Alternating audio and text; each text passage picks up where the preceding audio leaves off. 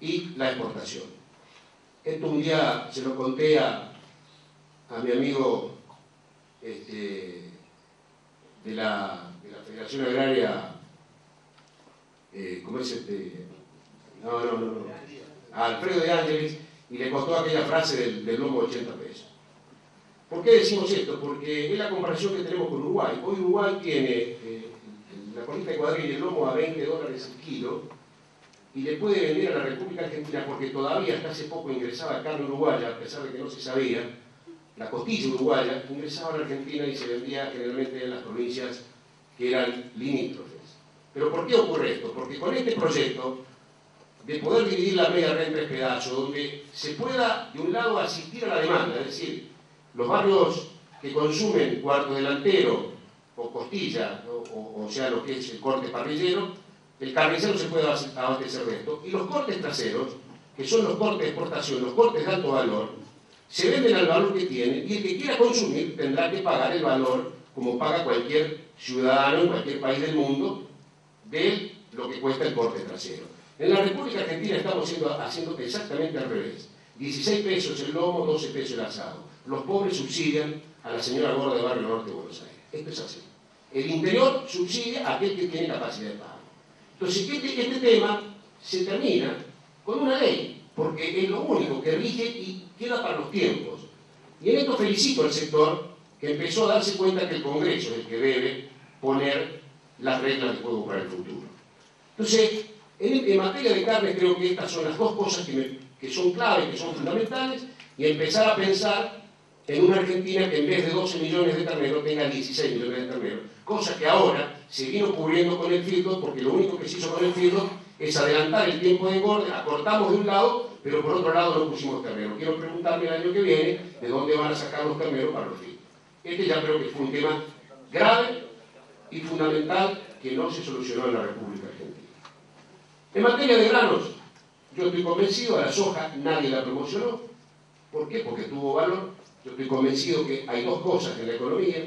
Cuando uno quiere distribuir riqueza, hay que aumentar salarios, y cuando quiere que un producto no sea escaso y se produzca, hay que darle precio.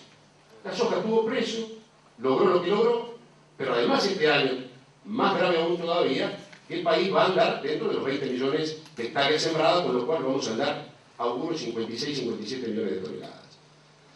Si esto se da, porque va a ser toda soja de primera, no vamos a tener seguramente casi nada de soja sobre trigo, y además, con la perspectiva de lluvia, el gobierno va a tener en el mes de abril o mayo entre 12.000 y 13.000 millones extras en el bolsillo, por lo cual ese es el gran problema, a ver cómo llegamos, ¿no?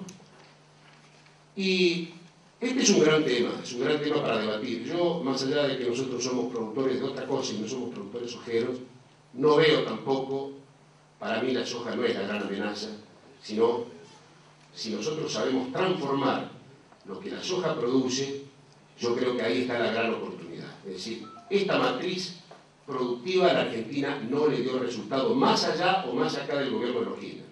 Porque este gobierno, convengamos, perdió esta elección, pero la pasada la ganó cómodamente.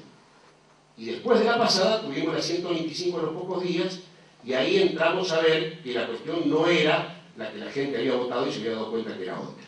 Y yo creo que ahí está la gran clave. Es decir, este sistema no dio resultado en la Argentina, no bajó la pobreza, no bajó la indigencia, por lo tanto hay que buscar otra matriz, que no es ni más ni menos que la matriz agroindustrial, donde esta producción termine los mayores procesos de industrialización posible dentro del país, que esto es lo único que puede llegar a generar mano de obra faltante. Gran problema que tenemos hoy es el transporte. Yo estoy convencido de que hay dos alternativas muy importantes, que una es los ferrocarriles, hacer la segunda vía de los ferrocarriles, en el caso del NSA, que va desde el norte, desde Salta hasta este puerto de Rosario, lo mismo que el Belgrano, que es uno de los ferrocarriles que más provincias une.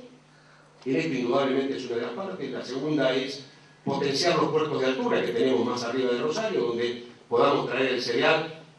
Y yo estoy convencido de una cosa, que aquí no necesitamos quizás políticas diferenciales en materia de granos, sino lo que necesitamos es llevar los puertos al interior, y eso es posible, porque con puertos secos sobre los ferrocarriles, yo estoy convencido que le podemos dar mucho mejor ventaja a cualquiera que trabaja en el interior que los que están cercanos a los puertos. Esto descongestionaría muchísimo el nivel de accidentología que tenemos en la ruta y los problemas que tenemos. Y para terminar, a mí la verdad que me gustaría que el próximo presidente salga a hacer campaña con el gabinete. Porque cuando yo veo que hay un santacruceño que es ministro de Agricultura, la verdad que vivo preocupado. Ojalá nunca tengamos un santafesino que esté manejando el petróleo, ¿no? Pero yo estoy convencido que uno no puede querer lo que no conoce. Nadie se enamora de una mujer que no la ha visto nunca. Y me parece que necesitamos de un nuevo presidente que haga política y que salga y que diga quiénes van a ser sus ministros y que después haya reuniones de gabinete. Porque estos problemas que nosotros comentamos hoy no es poca cosa que un gobierno no mantenga reuniones de gabinete. ¿Por qué? ¿De qué vale la transformación de tener un Ministerio de Agricultura si después no tenemos una presidenta o un presidente que discuta con sus ministros, donde cada ministro va a hacer valer a quién representa y cuál es la actividad que está desarrollada en su ministerio? Y esto lo venimos viendo no desde ahora, desde hace bastante tiempo. Y el otro problema más grave que tiene la economía argentina, y que para mí es la mayor hipoteca que tenemos a futuro, es el millón de nuevos empleados públicos que tiene la República Argentina en estos 7 años, desde los municipios, las provincias y el gobierno nacional. Saquen la cuenta cuánta plata va a costar y cuánto va a representar en impuestos para todos los argentinos. Nada más, muchas gracias.